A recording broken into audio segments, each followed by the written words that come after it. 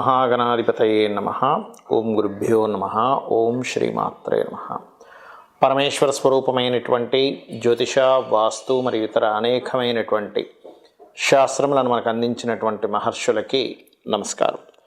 హయగ్రీవ హయగ్రీవ హయగ్రీవేతి యో వదేత్ తస్య నిస్సరతే వాణి జహ్నుగన్యా ప్రవాహవత్.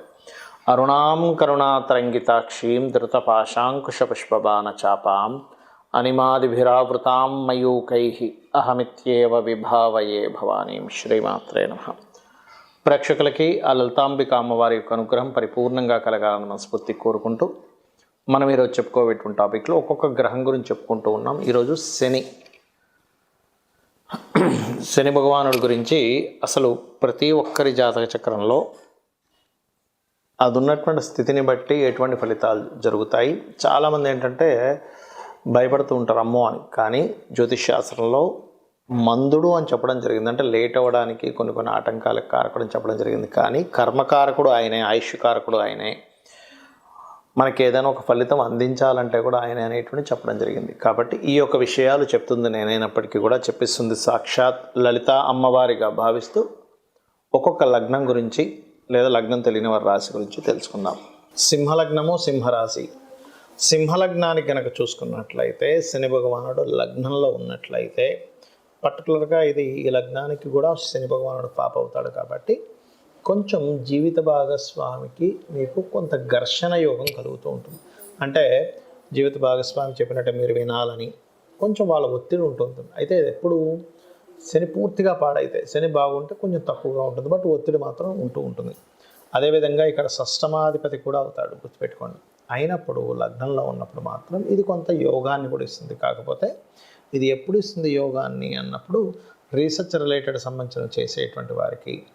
కాకపోతే కొంచెం డైలీ లైఫ్లో కొంచెం స్ట్రెస్ ఉంటుంది లగ్నంలో శని ఉన్నందుకు, షష్టమాధిపతి లగ్నంలో ఉన్నప్పుడు. అదేవిధంగా రెండవ స్థానంలో షష్టమాధిపతి ఉన్నాడంటే 100% వీళ్ళు ఉద్యోగం చేస్తారు, అందులో ఎటువంటి సందేహం లేదు. మరి ఇది బుధరాశులు కదండి అంటే ఈ బుధరాశులు అయినప్పటికీ కూడా ఉద్యోగ సంబంధించినవి ఉంటాయి. కాకపోతే ఈ రెండవ స్థానంలో సప్తమాధిపతి డ్యూయల్ సైన్లో ఉన్నందుకు మీ జన్మజాతకంలో కనుక ఈ శని భగవానుడు అదేవిధంగా మీ 12వ అధిపతి చంద్రుడు కూడా పాడైతే 2 వివాహాలకి దారితీస్తుంది. ఇక 3లో ఉచ్చ స్థానంలో శని భగవానుడు ఉన్నప్పుడు మాత్రం మీకు కలిగేటువంటి ఫలితాల్లో పర్టికులర్గా వ్యాపారాల్లోకి వెళ్ళడం అనేటువంటి స్పష్టంగా చూపిస్తుంది. మరియు కాకపోతే కొంచెం తండ్రితో శత్రుత్వాలు ఇస్తాడు ఇక్కడ కొద్దిగా. ఎందుకు అంటే అక్కడ ఉండేటువంటి శని తండ్రి స్థానాన్ని చూస్తాడు. ఉచ్చస్థితిలో ఉన్నప్పుడు చూసినప్పటికీ కూడా అది కొంచెం ఈ యొక్క పంచమ స్థానాన్ని మరియు భాగ్యస్థానాన్ని చూస్తున్నందుకు ఈ తండ్రి కొడుకుల మధ్యన ఉండేటువంటి చిన్న డిస్టర్బెన్సెస్ ఎక్కువ అవుతూ ఉంటాయి. అలాగే అయితే ఇక్కడ ఏంటంటే తల్లిదండ్రులకు కారకుడు, ఈ లగ్నానికి కూడా కుజుడు రాజయోగ కారకుడు అవుతాడు. కాబట్టి కుజుడు స్థితి బాగుంటే మళ్ళీ ఎక్కువ ఇబ్బంది ఉండదు, గుర్తుపెట్టుకోండి. అదే శని భగవానుడు కనుక 4వ స్థానంలో కనుక ఉన్నట్లయితే మీరు ఏదైనా ప్రాపర్టీస్ తీసుకునేటప్పుడు లిటిగేషన్ ప్రాపర్టీస్ ఏమైనా తీసుకుంటున్నారా అనేటువంటిది కాస్త చూసుకోవాలి. కాకపోతే ఇక్కడ 4లో ఉన్నప్పుడు మీ యొక్క జీవిత భాగస్వామి కూడా ఉద్యోగం చేస్తుంది, అందులో ఎటువంటి సందేహం లేదు. మరి ఇదే శని భగవానుడు కనుక పంచమ స్థానంలో ఉన్నట్లయితే కాస్త సంతాన సంబంధించిన విషయంలో కొంచెం స్ట్రెస్ అది ఉంటుంది. కాకపోతే ఇక్కడ ఈ రాజ్యాన్ని ఇచ్చేటువంటి శుక్రుడు కనుక బాగుంటే అప్పుడు ఇబ్బంది అనేటువంటిది ఉండదు, గుర్తుపెట్టుకోండి. ఇక 6వ అధిపతి 6లో ఉన్నప్పుడు పర్టికులర్గా ఏంటంటే ఇది కొద్దిగా 6th లార్డ్ 6th ఒక రకంగా రాజయోగమే, అందులో ఎటువంటి సందేహం లేదు. కానీ ఈ రాజయోగం కలిగేటప్పుడు రాజ్యగ్రహం అయినటువంటి శుక్రుడు బాగుంటేనే రాజయోగం అనేటువంటిది కలుగుతుంది. మరియు ఈ 6వ అధిపతి 6లో ఉన్నప్పుడు సర్వసాధారణంగా ఏంటంటే ఇష్టపడి వివాహం చేసుకోవాలి బంధువర్గంలో వారిని అనేటువంటిది మీ కోరిక. అది కొంత నెరవేరడానికి కొంత స్ట్రెస్ అనేటువంటిది చూస్తారు మీరు. అష్టమంలో కనుక శని ఉన్నట్లయితే సింహలగ్నానికి ఒక రకంగా విపరీత రాజయోగం. కాకపోతే ఉద్యోగ సంబంధించిన విషయాలు, అందులో ముఖ్యంగా కళారంగ సంబంధించిన ఉద్యోగాల్లో రాణించడం జరుగుతుంది. భాగ్యంలో కనుక ఉన్నట్లయితే కాస్త తండ్రితో శత్రుత్వాలు పెరుగుతాయి. కాకపోతే ఇక్కడ కాస్త కొన్ని ప్రయత్నాలు మొండిగా ఎలాగో సాధించాలని చేసి సాధిస్తారు. దశమంలో కనుక శని భగవానుడు ఉన్నట్లయితే పర్టికులర్గా ఇది కూడా కొంతవరకు జీవిత భాగస్వామి ఉద్యోగం చేయించడము, జీవిత భాగస్వామి మూలంగా ఏదైనా ప్రాపర్టీస్ కలిసి రావడము, ఇటువంటివి జరుగుతాయి. కాకపోతే ఇక్కడ ఈ యొక్క సింహలగ్నానికి దశమ శని పర్టికులర్గా ఉద్యోగం స్టాండర్డ్గా ఉద్యోగంలో ఉండిపోవడానికి ఎక్కువగా ఇస్తూ ఉంటాడు. లాభశని ఎప్పుడు కూడా ఏంటంటే గమనించుకున్నట్లయితే ఇక్కడ కొంచెం ఏదైనా ప్రాపర్టీస్ తీసుకునేటప్పుడు చాలా జాగ్రత్తగా ఉండాలి లాభంలో శని ఉన్నప్పుడు, ఎందుకంటే అది కొంచెం ప్రాపర్టీస్ మీద ఎఫెక్ట్ చూపిస్తూ ఉంటుంది. కాకపోతే ఇక్కడ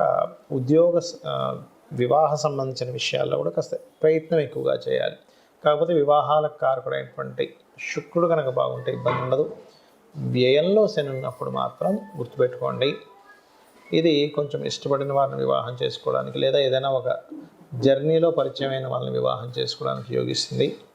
అదేవిధంగా ఇక్కడ గమనించుకున్నట్లయితే ఇక్కడ కూడా కొంతవరకు ఈ సిబ్లింగ్ వరుస వాళ్ళతో శత్రుత్వాలు పెరుగుతూ ఉంటాయి. అయితే ఇక్కడ శుక్రుడు కనుక పాడైతే స్త్రీ శాపం కూడా ఏర్పడుతుంది. కాబట్టి మీరు ఇబ్బంది కలగకుండా ఉండాలంటే దత్తాత్రేయుడి యొక్క ఆరాధన చేయండి, అనే విధాలు బాగుంటుంది. శనికి సంబంధించినటువంటి విషయాల్లో ముఖ్యంగా చాలామంది భయపడుతున్నటువంటి అంశము, కంగారు పడుతున్నటువంటి అంశము, ఏలిన నాటి శని వస్తుంటుంది కదా, అర్ధాష్టమ శని వస్తుంది, అష్టమ శని వస్తుంది, శని మహర్దశ జరుగుతూ ఉంటుంది, ఏమిటి అని అడుగుతూ ఉంటారు. ఇక్కడ నేను చెప్పేది ఒకటే గుర్తుపెట్టుకోండి, శని ఈజ్ ఈక్వల్ టు కర్మ. అంటే కొత్తగా ఏమీ శని భగవానుడు మీ మీద పగబట్టడం కానీ అనేదో మీతో ఇట్లాగే బిహేవ్ చేయాలని కానీ ఏమీ ఉండదు, గుర్తుపెట్టుకోండి. కేవలం మీరు చేసుకున్నటువంటి కర్మ రిజల్ట్ అంతే ఆయన ఇచ్చేది. ఇప్పుడు చిన్న ఎగ్జాంపుల్ చెప్పాలంటే, మనం ఒక ఎగ్జామ్ రాసాం, ఆ ఎగ్జామ్ యొక్క రిజల్ట్ మనకు వస్తుంది, అంతేగాని మీ ఎగ్జామ్కి మీ రిజల్ట్ ఎలాగైతే వస్తుందో మీరు చేసినటువంటి గుడ్ కర్మ ఆర్ బ్యాడ్ కర్మ శని భగవానుడు అందించే దాంట్లో ఉంటాడు. అందుకే కర్మస్థానంలో ఉంటాడు ఆయన. అంటే న్యాచురల్ 10th హౌస్ ఈజ్ కర్మ, న్యాచురల్ 11th హౌస్ కర్మ నుంచి వచ్చేటువంటి గుడ్ బెనిఫిట్స్. అయితే ఇక్కడ మీరు అర్థం చేసుకోవాల్సింది ఏంటంటే, ఇది కేవలం అతను మనం చేసిన ఫలితాలను మాత్రమే అందిస్తున్నాడని మీరు ఎప్పుడైతే అనుకుంటూ కొన్ని విషయాలకి కొంచెం దూరంగా ఉండాలి. ఏలినాడు శని, అర్ధాష్టమ శని, అష్టమ శని నడిచేటప్పుడు, శని మహర్దశ నడిచేటప్పుడు, గోచారంలో కొన్ని స్థానాల్లో శని భగవానుడు సంచరించేటప్పుడు ఈ కొన్ని విషయాలు కనుక పాటించగలిగితే జీవితం అద్భుతంగా ఉంటుంది. ఏమిటవి అంటే, మధ్యాహ్నం పూట యువకులు ప్రత్యేకంగా చిన్నపిల్లలకి లేకపోతే స్త్రీలకి వృద్ధులకి కాదు, ఇది మంచి ఏజ్లో ఉండి అంటే దాదాపుగా ఒక 15 ఇయర్స్ నుంచి ఆల్మోస్ట్ ఒక 50 ఇయర్స్ మధ్యలో, 15 to 15 నుంచి 50 సంవత్సరాల మధ్యలో, 50-60 దాటిందంటే అక్కడ కొంచెం వృద్ధులు అవుతూ ఉంటారు. 60 ఇయర్స్ దాటిందంటే వారు మాత్రం ఎట్టి పరిస్థితుల్లో మధ్యాహ్నం పూట నిద్రపోకండి. ఎక్సెప్ట్ ఎవరికి మళ్ళీ ఇది నైట్ డ్యూటీస్ చేస్తారు కొంత సాఫ్ట్వేర్లో, అలాంటి వారు పర్లేదు, నైట్ అంతా మెలుకొని ఉన్నారు జాబ్ పర్పస్లో, వాళ్ళు మధ్యాహ్నం నిద్రపోయినా ఏమి కాదు. కానీ ఇవేమీ కాకుండా ఉన్నవారు ఎట్టి పరిస్థితుల్లో నిద్రపోకండి. దానివల్ల అనవసరంగా శని యొక్క ప్రభావం మీ మీద నెగటివ్గా ఇంపాక్ట్ పడుతూ ఉంటుంది. ఓకే, రెండవది ఏంటంటే, ఎట్టి పరిస్థితుల్లో కూడా మీరు మీ కింద పనిచేసే వాళ్ళు ఉంటారు, చిన్న ఇంట్లో పనిచేసే వాళ్ళు కావచ్చు, లేకపోతే మీ కింద వర్క్ చేసే వాళ్ళు ఎవరినైనా సరే మీరు దూషించకండి దయచేసి. మన కార్మికులకి, కర్షకులకి, అంటే కష్టమైనటువంటి పనులు చేసేటువంటి వారికి శని కారకుడు. వాళ్ళని మీరు ఎంత రెస్పెక్ట్ఫుల్గా ఉంటారో శని మీకు అంత బాగా యోగిస్తాడు, గుర్తుపెట్టుకోండి. అదేవిధంగా మరొక విషయం ఏంటంటే, మీకు దగ్గరలో ఆలయం ఏదైనా ఉంది అంటే ఆంజనేయ స్వామి కానీ, నరసింహస్వామి కానీ, స్కందుడిది కానీ, రావి చెట్టు ఉన్న వెళ్ళి నిత్యము దర్శనం కనుక చేసుకున్నట్లయితే శని భగవానుడు ఇచ్చేటువంటి రిజల్ట్స్ ఏవైతే ఉంటాయో, గుడ్ రిజల్ట్స్ ఎలాగో మనం అనుభవిస్తాం, కానీ కొంచెం కష్టతరమైనటువంటివి ఏవైతే ఉంటాయో వాటిని మీరు ఈజీగా దాటగలుగుతారు, గుర్తుపెట్టుకోండి. కర్మ ఎక్కడా మారిపోదు, కానీ కర్మని దాటేటువంటి విధానం మీకు చాలా ఈజీగా దాన్ని బేర్ చేయగలుగుతారనమాట. అలాగే మరొక విషయం ఏంటంటే, ఇక్కడ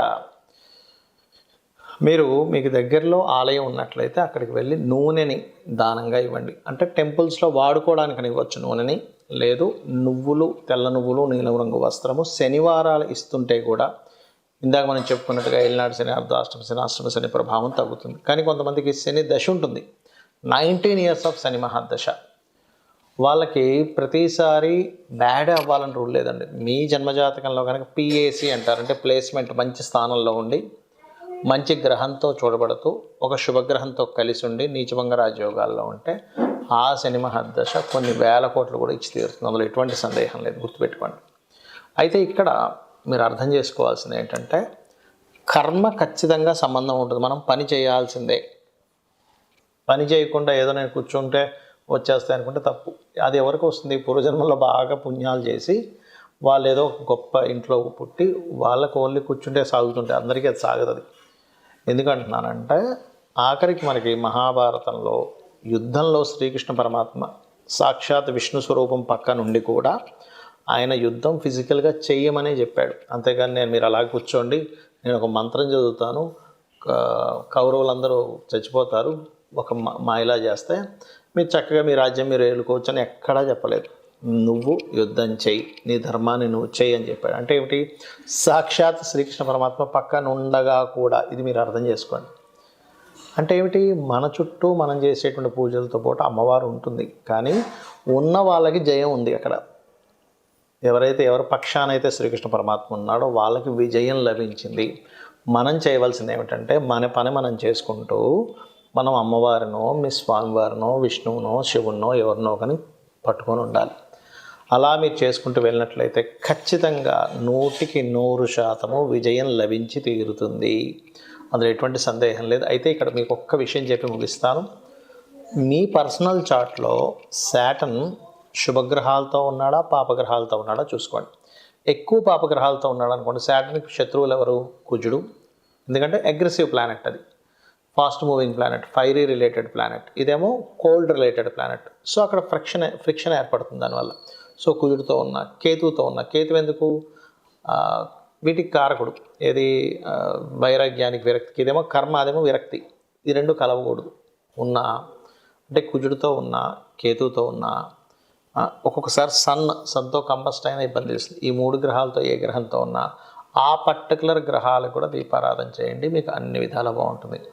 ఆ లలితాంబిక అమ్మవారి యొక్క అనుగ్రహం మీకు పరిపూర్ణంగా కలగాలని మనస్ఫూర్తిగా కోరుకుంటూ శ్రీమాత్రే నమః.